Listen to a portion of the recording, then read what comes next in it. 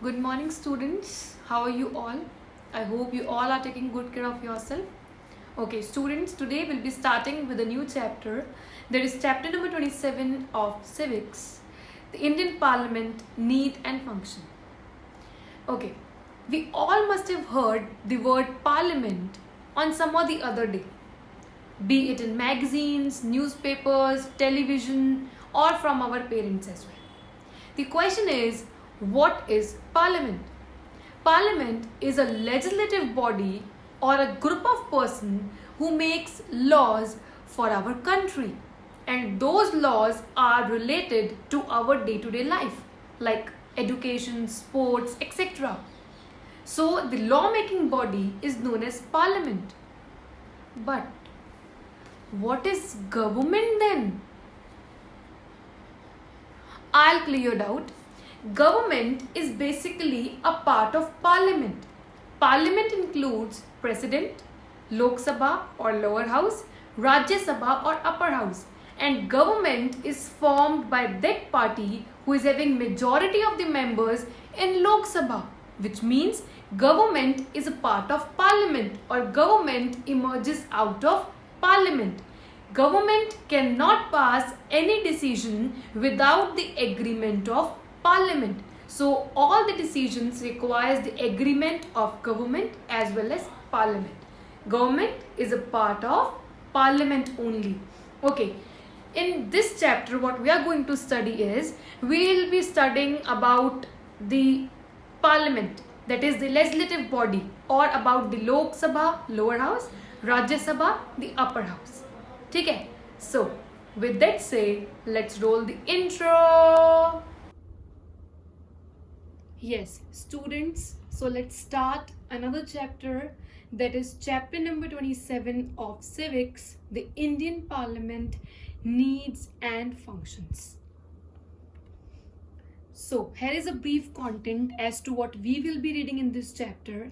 First, main reasons why parliamentary form of government was chosen in India. Second, the Lok Sabha. Third, the Rajya Sabha. Fourth, why do we need a parliament? Fifth, relationship between the two houses of parliament. And sixth, division of subjects between the center and the states. So these are the 6 topics which we will be covering in this chapter. Now, before starting the brief content, before starting the first topic, let us first understand the organs of government. This topic I have told you earlier also, and today also we'll be revising it once again, and then we'll be moving forward to the main chapter. So, students, how many organs of government are there? There are 3 organs of government. This we have done in our constitution chapter. There are 3 organs of government: legislature, executive, and judiciary. Legislature includes the 2 houses, that is Lok Sabha and Rajya Sabha. Executives includes president, vice president, prime minister, and other councils of minister. Judiciary includes all the courts, the Supreme Court, High Court, and subordinate court. So these are the 3 organs of government: legislature, executive, and judiciary. Legislature includes Lok Sabha, Rajya Sabha, executive, president, vice president, prime minister, and other council of minister, and judiciary, the courts. ठीक है? In this chapter, we will be taking the legislative part. We will be doing about everything about legislature, that is Lok Sabha and Rajya Sabha. ठीक है? तो इस chapter में हम legislature के बारे में पढ़ेंगे, नेक्स्ट चैप्टर में हम एग्जीक्यूटिव के बारे में पढ़ेंगे, फिर हम जुडिशरी के बारे में, अलग अलग इन तीनों ऑर्गन्स के अलग अलग चैप्टर है. ठीक है? तो let's start. Okay, now the very first question that arises in your mind is why India has adopted or opted the parliamentary form of government. India ने parliamentary form of government ही क्यों choose किया? अच्छा, ये मैं question क्यों पूछ रही हूँ? क्योंकि यहाँ पे अदर फॉर्म्स ऑफ गवर्नमेंट भी अवेलेबल है. प्रेसिडेंशियल फॉर्म ऑफ गवर्नमेंट भी है, हाइब्रिड फॉर्म ऑफ गवर्नमेंट भी है, और पार्लियामेंट्री फॉर्म ऑफ गवर्नमेंट भी है. क्वेश्चन आता है कि इंडिया ने पार्लियामेंट्री फॉर्म ऑफ गवर्नमेंट को चूज क्यों किया? Why not the presidential form just like that of United States? Or why not the hybrid form, which includes the combination of both parliament as well as presidential, just like that of France? why India has opted parliamentary form of government in which parliament or the legislative body is having supreme right, and this form of government is also known as cabinet form of government. So सबसे पहला question यही generate होता है कि India ने presidential form USA की तरह या हाइब्रिड फॉर्म फ्रांस की तरह क्यों नहीं ऑप्ट किया, पार्लियामेंट्री फॉर्म ऑफ गवर्नमेंट ही क्यों चूज किया? ये सबसे फर्स्ट क्वेश्चन है.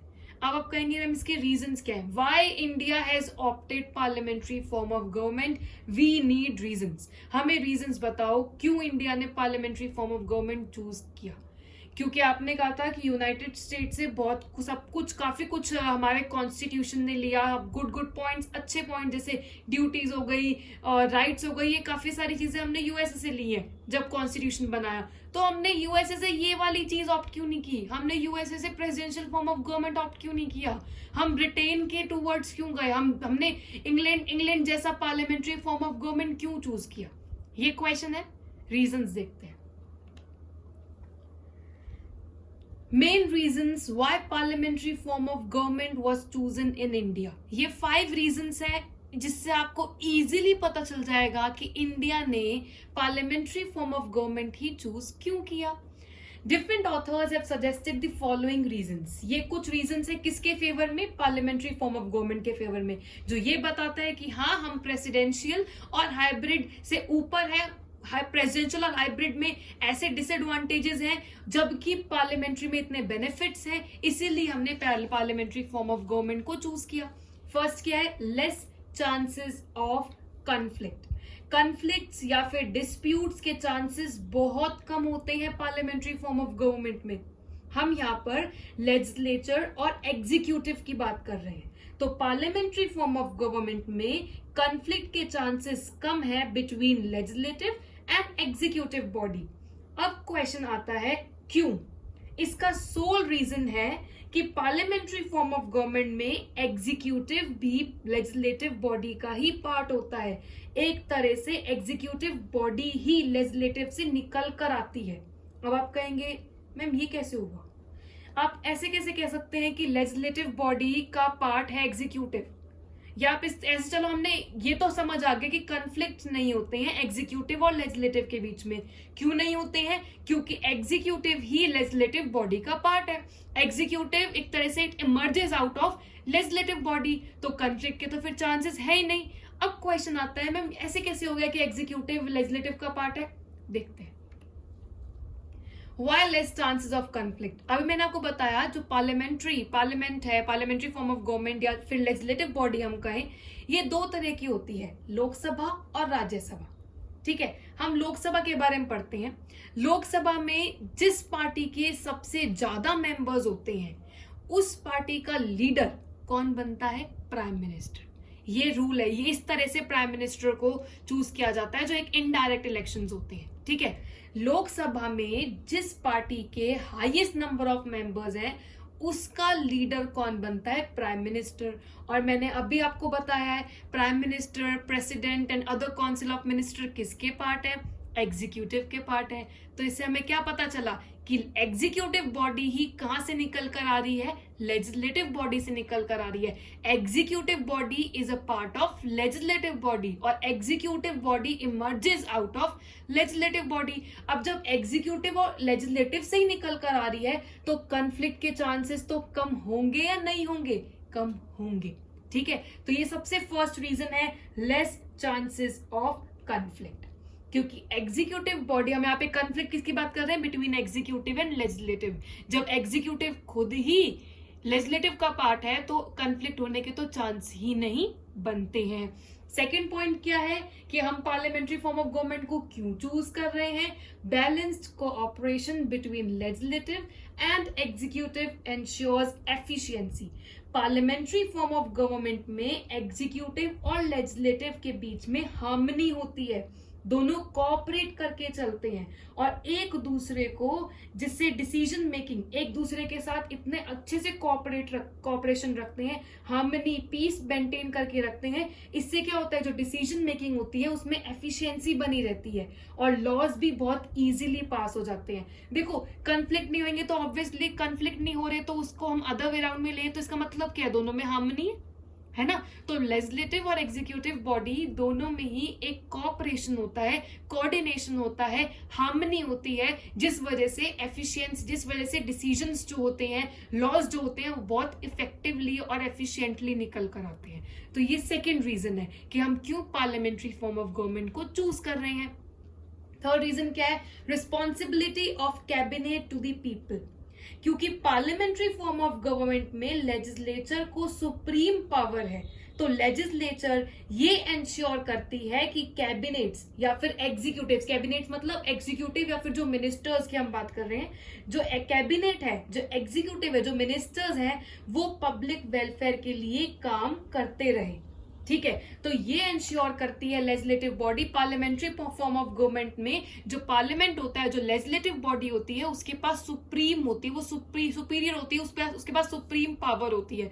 तो जो पार्लियामेंट्री फॉर्म ऑफ गवर्नमेंट है, वो जो पार्लियामेंट है, जो लेजिस्लेटिव बॉडी है, वो ये इंश्योर करती है कि जो एग्जीक्यूटिव है, जो कैबिनेट्स हैं, वो पब्लिक वेलफेयर के लिए काम कर रहे हैं या नहीं कर रहे हैं। अब एज अ कैबिनेट मुझे पता है कि मेरे को कोई स्ट्रिक्टली इन्विजिलेट कर रहा है ये इंश्योर करने के लिए कि मैं पब्लिक वेलफेयर के लिए काम कर रही हूं या नहीं कर रही हूं। तो ऑब्वियसली मैं तो लोगों के लिए काम करूंगी, मैं तो लोगों के लिए अकाउंटेबल होंगी। क्यों? क्योंकि मुझे लोगों ने इलेक्ट किया है। अगर मुझे लोग इलेक्ट कर रहे हैं तो इन रिटर्न वो यही चाह रहे हैं ना कि मैं उनके वेलफेयर के लिए काम करूं, मैं उनके लिए जस्टिफाइड रहूं, मैं अपना वेस्टेड इंटरेस्ट ना देखूं, मैं उनका इंटरेस्ट देखूं, मैं पब्लिक का वेलफेयर देखूं। तो ये मेरी रिस्पॉन्सिबिलिटी बनती है, मैं इस चीज के लिए अकाउंटेबल हूं एज अ कैबिनेट, मैं इस चीज के लिए अकाउंटेबल हूं कि मैं लोगों के लिए वर्क करूं। और दूसरी चीज क्या है? लेजिस्लेटिव बॉडी भी मेरे को ये इन्विजिलेट कर रही है और ये इंश्योर कर रही है कि हाँ, हम पब्लिक के लिए वर्क कर रहे हैं, एग्जीक्यूटिव बॉडी पब्लिक के लिए वर्क कर रही है या नहीं। तो ये थर्ड रीजन है कि हम पार्लियामेंट्री फॉर्म ऑफ गवर्नमेंट क्यों चूज करें। फोर्थ क्या है? मोर elastic and flexible. Parliamentary form of government flexible होता है। इलास्टिक का मतलब भी फ्लेक्सिबिलिटी ही है, तो फ्लेक्सिबल है जो पार्लियामेंट्री फॉर्म ऑफ गवर्नमेंट है, it is very flexible and elastic as compare to the presidential form. हम अदर फॉर्म की बात करें, प्रेसिडेंशियल हाइब्रिड, उसके कंपैरिजन में जो पार्लियामेंट्री फॉर्म ऑफ गवर्नमेंट होती है वो काफी फ्लेक्सिबल होती है, वो इजीली चेंज हो जाती है। अब आप कहेंगे मैम समझ नहीं आया हमको, फ्लेक्सिबल ठीक है आपने बता दिया कि ये फ्लेक्सिबल होती है, आप किस सेंस में हमें फ्लेक्सिबिलिटी की बात कर रहे हैं? देखो, पार्लियामेंट्री फॉर्म ऑफ गवर्नमेंट में एग्जीक्यूटिव्स को मिनिस्टर्स को रिप्लेस कर सकते हैं। जो एग्जीक्यूटिव्स होते हैं, जो मिनिस्टर्स होते हैं, पार्लियामेंट्री फॉर्म ऑफ गवर्नमेंट में वो रिप्लेस हो सकते हैं। जैसे सपोज मैं आपको बताती हूं, अगर किसी प्रेसिडेंट ने कॉन्स्टिट्यूशन के प्रोविजंस को अध्ययन नहीं किया या उनके कॉन्स्टिट्यूशन के रूल्स रेगुलेशंस के अगेंस्ट गए, तो इस मिसकंडक्ट की वजह से, इस गिल्टीनेस की वजह से वो प्रेसिडेंट रिप्लेस हो जाएगा। इसका मतलब क्या है? एक फिक्स्ड टेन्योर नहीं है, एक फिक्स्ड टाइम पीरियड नहीं है एग्जीक्यूटिव के लिए कि हाँ, अगर हमने आपको 5 साल बोला है तो आपको 5 साल ही रहना है। ये नहीं है। जो ये वाली चीज होती है presidential form of government, presidential form of government में फिक्स्ड पीरियड है कि हाँ 5 साल है तो आपको 5 साल ही रहना पड़ेगा। जबकि पार्लियामेंट्री फॉर्म ऑफ गवर्नमेंट उसके कंपैरिजन में काफी फ्लेक्सिबल है। इसमें जो एग्जीक्यूटिव्स होते हैं, अगर वो किसी भी चीज के लिए गिल्टी हैं, मिसकंडक्ट की वजह से देवर गिल्टी, तो उनको रिप्लेस कर दिया जाता है। कोई ऐसा फिक्स टेन्योर, कोई हार्ड एंड फास्ट रूल नहीं होता कि उनको 5 साल ही टिके रहना है। अगर उन्होंने कोई गलत काम किया है तो वो हट सकते हैं, जो कि प्रेसिडेंशियल फॉर्म ऑफ गवर्नमेंट में होना काफी डिफिकल्ट है। तो एक तरह से ये फोर्थ रीजन है जिस वजह से हम पार्लियामेंट्री फॉर्म ऑफ गवर्नमेंट को चूज करेंगे। फिफ्थ रीजन क्या है? No deadlocks between executive and legislative. अब मैं इसको आपको प्रेसिडेंशियल फॉर्म ऑफ गवर्नमेंट के कॉन्ट्रास्ट में बताती हूँ। प्रेसिडेंशियल फॉर्म ऑफ गवर्नमेंट पढ़ते हैं हम, यहाँ पे पार्लियामेंट्री की बात कर रहे हैं, मैं आपको प्रेसिडेंशियल की बात करती हूँ। प्रेसिडेंशियल फॉर्म ऑफ गवर्नमेंट में क्या होता है? नाम से पता चल रहा है प्रेसिडेंट के पास सुप्रीम अथॉरिटी होती है। तो प्रेसिडेंशियल फॉर्म ऑफ गवर्नमेंट में जो लेजिस्लेटिव बॉडी होती है ना, वो डोमिनेट नहीं करती। डोमिनेट कौन करता है? प्रेसिडेंट करता है। एग्जीक्यूटिव बॉडी डोमिनेट करते हैं, एग्जीक्यूटिव बॉडी एक तरह से इंडिपेंडेंट है। ठीक है, तो वहां पे क्लैश आने के चांसेस ज्यादा है। क्लैश मतलब एक लेजिस्लेटिव ने डिसीजन पास किया, एग्जीक्यूटिव ने पास किया है, तो यहाँ पे वहां पे क्या हो सकता है? क्लैश हो सकते हैं डिसीजंस। जबकि यहाँ पे डिसीजंस क्लैश नहीं कर सकते। पार्लियामेंट्री फॉर्म ऑफ गवर्नमेंट में डेडलॉक की सिचुएशन का मतलब क्या है? जब डिसीजन में क्लैश आ रहा हो।